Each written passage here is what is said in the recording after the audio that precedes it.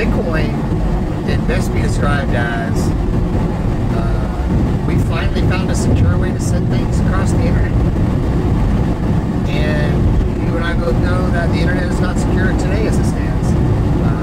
Everybody's getting hacked. And so Bitcoin, being that new secure way of sending data, has allowed us to use it as a currency. Because, of course, if you can send it to other people across the internet and it's secure, then one of the first use cases is currency. And so you get a lot of copies of Bitcoin in email. But Bitcoin itself is rather interesting. The way that it's set up is similar to a horse race. And except in this horse race, there's multiple horses side by side, hundreds, and hundreds that are in line to go in the next race. And they do race after race after race. They start one race right after they start the race before it, and then the next and next. And that keeps the competition churning. Winner of the horse race gets the Bitcoins. The horses are computers, not horses. But it's a decent analogy because in a horse race you want a big, strong, fast horse. And when it comes to Bitcoin mining, you want a big, strong, fast computer, server, ASIC miner. Started with servers, and then they developed specific servers, the ASIC miner, to do just that, to race for those Bitcoins. And that's what makes it secure. Because in order to hack the system, you have to win that race by a long shot.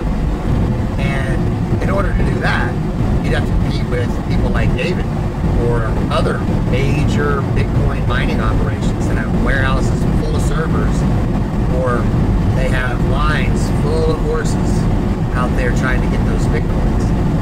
So the theory is for you to win, because in order to hack the system, you have to win that race by a long shot. So you would have to spend so much money, put in a warehouse, put all those horses in so they can run your race. And your goal at the end of that would be to hack the system, try to change the journal, wreck the system, become a bad actor. Because in doing so, you would immediately reduce the value of your own investment, because if Bitcoin's hacked, the price is going to go down.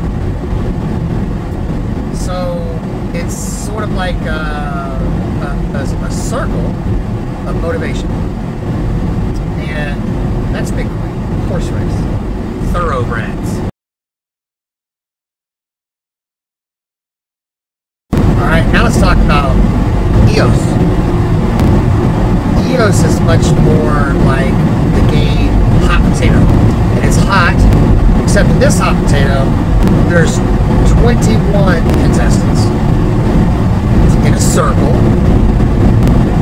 And there is a very long line of contestants that are waiting to get into the circle.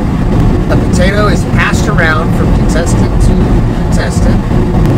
And the reason is if somebody tries to break into the circle and steal the potato, they won't know where to find it, because the potato is being randomly passed between 21 producers.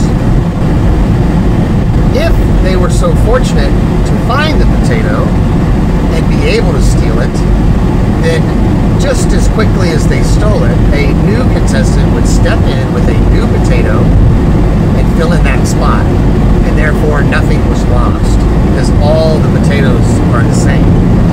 So that's one way to look at EOS, is hot potato. It's keep away, and in theory that protects the network. Along with obviously several other advancements in the technology that Dan and the Block One team have put into software. So imagine you have 20 block producers all over the globe passing data around like a hot potato to make sure no bad actors get to it. And you have a list of 100 block producers that they get to participate every so often. And the next one gets to participate. And they're on a waiting list, but they're participating. And it's those 100 that will most likely become storage, EOS storage, and allow the block producers to continue processing transactions, building blocks. That's the concept behind Dan's protect their members. EOS is hot potato or keep away from bad actors by literally passing the data around a couple times every second so that it cannot be identified in one single location. DPOS, delegated proof of stake, says, you know what, we don't need 1,000 nodes, we need 21 big nodes. So instead of all the nodes having to run all the data, we're just going to do that with 21. And because of that, we will compensate those 21 in order to have them reinvest into their equipment